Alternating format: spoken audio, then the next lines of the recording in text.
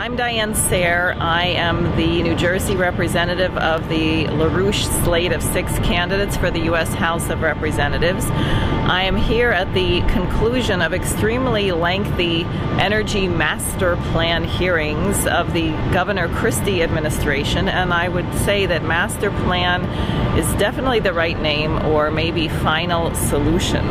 I have never been in a room, I think 300 people or so, who are so desirous of bringing about the extinction of the human species from the planet, with maybe 3 or 4 exceptions. Myself, a LaRouche PAC associate, Dr. Ernest Shapiro, who spoke on the point of energy flux density and therefore the necessity of nuclear power, one man who was bold enough to call for nuclear power, and you actually had one young physics teacher promoting Schellenhuber's idea that we should be completely free from fossil fuels altogether by 2050. You had people getting up and saying there should be mandates on how much energy you're allowed to consume and that we have to reduce consumption. This absolutely flies in the face of the natural development of the biosphere, which is absolutely not entropic and does not cohere with the fraudulent second law of thermodynamics. So I spoke, and I'm not sure it was all that well received, but I did get copies of my testimony to the panelists.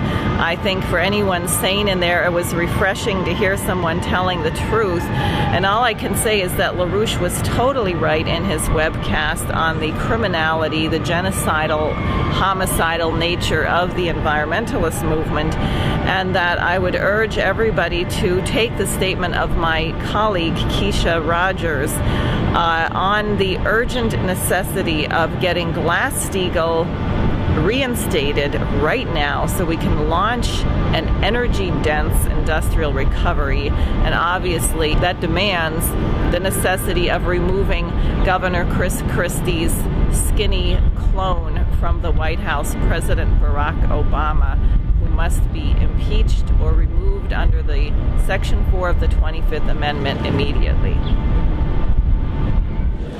We're here today to take comments on New Jersey's draft Energy Master Plan, which was released by the Governor on June 7th. This is the first of 3 hearings that we will host.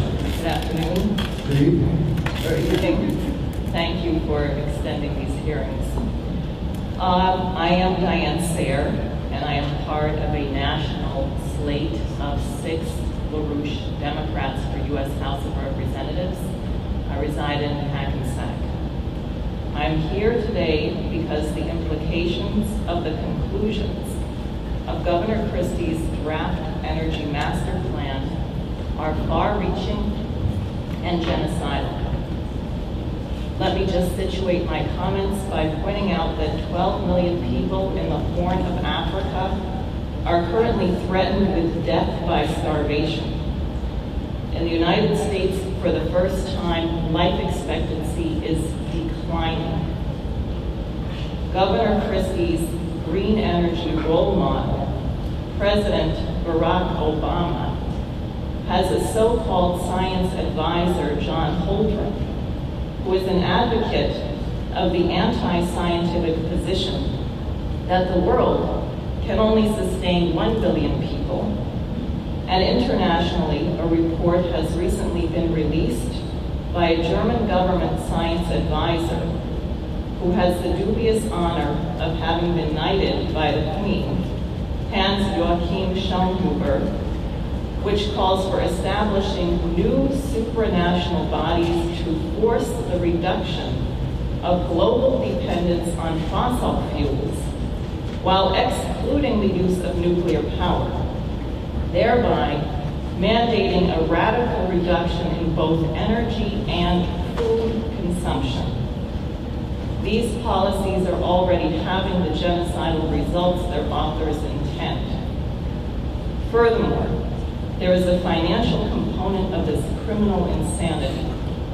While the cost to the state and the nation of going with wind and solar power will be beyond measure, for no net energy gain. For some, like Christie's brother and Obama's Wall Street and London patrons, there is a fantasy of much money to be made in futures betting, carbon swapping, and trading in the dying days of the global financial system. Therefore, I would like to relieve the panelists and the audience of the burden of laboring under the murderous disinformation promoted by today's environmentalist movement, so that you can come to a non-genocidal conclusion of how to address New Jersey's energy needs. Number one, the second law of thermodynamics is a fraud.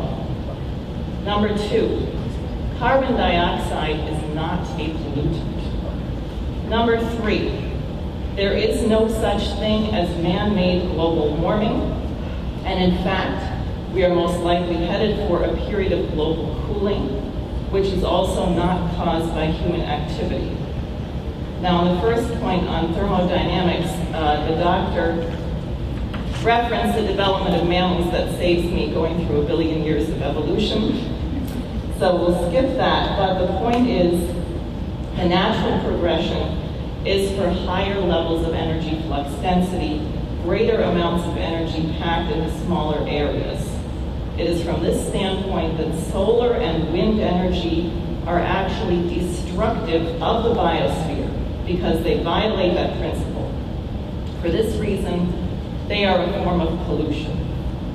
On the carbon dioxide question, first of all, the oceans produce over 50% of the carbon dioxide on the planet. Secondly, it would be absurd for breathing to be destructive of the environment. Thirdly, there is no proof that levels of carbon dioxide correlate with increases in temperature. However, on this point on global warming, there is very clear evidence that cloud cover is directly related to the Earth's temperature and that cosmic rays are the key factor in cloud formation.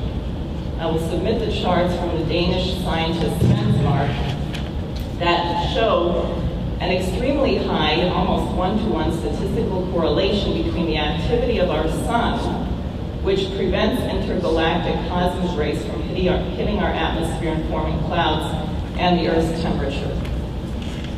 Although much more research needs to be done on the relationship between solar and intergalactic cycles and climate, studies from 3 independent American institutions, as well as others internationally, indicate that we are most likely headed toward a period of global cooling. In a few years, Al Gore may prefer to be remembered for assaulting his massage therapist rather than his movie. Furthermore, the cost of solar and wind power is absolutely prohibitive as compared to the cost of much more abundant and reliable energy from nuclear power. Of course, if you use less energy, you will spend less money on energy. Voila! Living in a cave does not cost much in dollar amounts, but it does cost a lot in terms of longevity. What makes Governor Christie's Energy Master Plan draft genocidal is that as a result of the aforementioned disinformation, it calls for reducing energy consumption, where the natural course for the planet would be to increase energy consumption, not arbitrarily, but as FDR did when he built the TVA or launched the Rural Electrification Administration. By how many orders of magnitude did our food production increase because of electric light bulbs and refrigerators? My recommendation to this panel is that you immediately commission the experts in the Princeton Physics Department. This is the last sentence. To develop a nuclear fusion-propelled rocket, which would be very high energy flux density, with the propulsion power to lift both the corpulence of our governor and the ego of our president and send them to a far-off planet. Thank you.